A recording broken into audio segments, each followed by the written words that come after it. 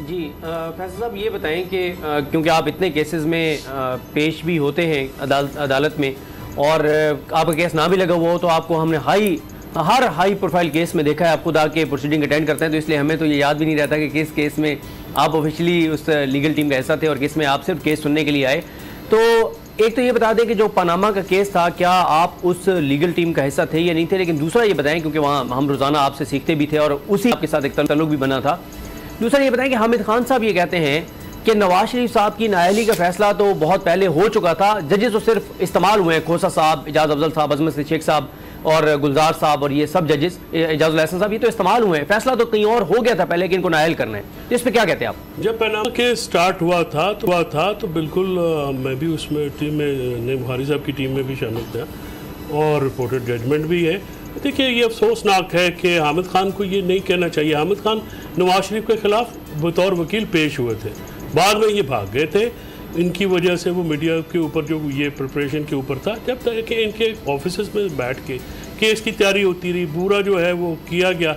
अब जब मामलात और वक्त और माहौल बदले तो फिर इस तरह से एस्केप नहीं ढूंढने चाहिए। मेरे ख्याल में पनामा का जो जजमेंट है वो बिल्कुल जो उसको जिस तरह से कहा जाता है कि सियासी ये केस है, मैं बिल्कुल इस बात को नहीं तस्लीम करता।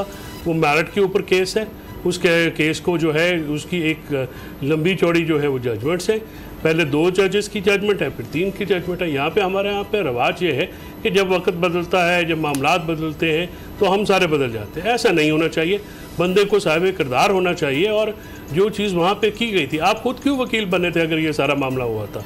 ऐसी बात कहने से तो नामुनासिब बात है, ये प्रोफेशनली भी नामुनासिब बात है। आप एक केस में वकील हुए, आपने इनिशिएट की प्रोसीडिंग्स, आपने वो केस सारा प्रिपेयर किया, स्टार्ट किया, और अब आके ऐसी बातें करना मेरे ख्याल में नामुनासिब बात है। लेकिन वो उन्होंने वसीम बदामी साहब के साथ जो कल कहा, वो मुझे याद नहीं रहा कि हम निकाल लेते और आपको सुना भी देते। उन्होंने तो एक तासुर वसीम बदामी साहब के सवाल के जवाब में ये भी दिया कि शायद उनको अंदाज़ा हो गया था कि चीज़ें कहीं और तय हो गई हैं और ये होने जा रहा है, तो इसलिए ये भी एक वजह थी उनकी केस से अलग होने की। मेरे ख्याल में उस पर तबसरा आप क्या करें, ये तबसरा काबिल तबसरा बात ही नहीं है।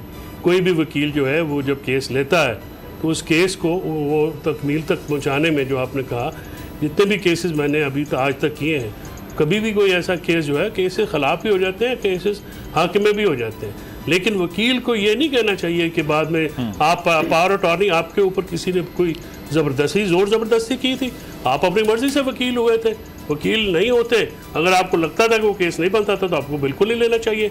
और इस बात से तो मैं अज्यूम कर रहा हूँ कि वो ये कह रहे हैं वो केस नहीं बनता था फिर भी वकील हो गए। ऐसी तो ये प्रोफेशनल हमारे लिए बात बिल्कुल गलत बात है, ये मिसकंडक्ट होता है। अगर केस नहीं बनता हो मेरी राय में तो मुझे से उसके साथ एसोसिएट होना बिल्कुल नहीं चाहिए।